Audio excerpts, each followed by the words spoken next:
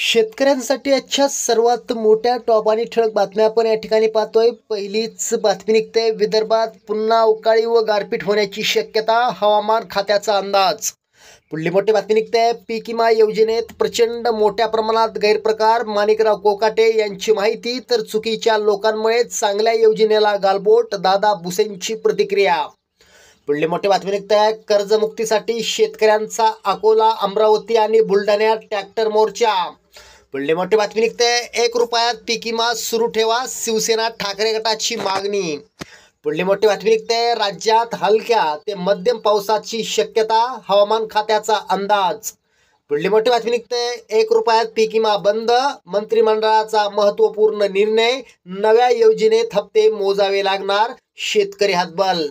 पुढली मोठी बातमी निघते, राजू शेट्टींनी काढले सरकारचे वाभाडे, नुकसान लातूर परभणीच्या शेतकऱ्यांचे, पैसे मात्र परईला गेले कसे, राजू शेट्टींचा सरकारला सवाल। पुढली मोठी बातमी निघते, शेतकऱ्यांच्या कर्जमाफीसाठी मराठा मावळा संघटनेचे छत्रपती संभाजीनगरमध्ये बोंबा मारो आंदोलन।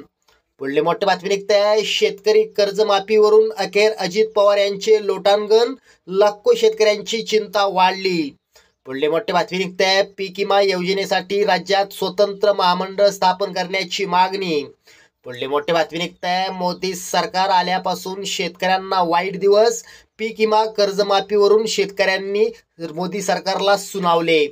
पुढली मोठी बातमी निघते, दादा तुम्ही नाही तर कर्जमाफीचे आश्वासन दिले कोणी, शेतकऱ्यांचा संतप्त सवाल।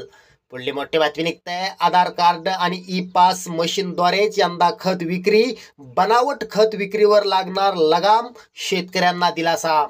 पुढली मोठी बातमी निघते, फडणवीस सरकारकडून 75% पीक विमा रक्कम आज थेट होणार वितरित, शेतकऱ्यांना दिलासा। शेतकऱ्यांसाठी या होत्या सर्वात मोठ्या टॉप आणि ठळक बातम्या। धन्यवाद।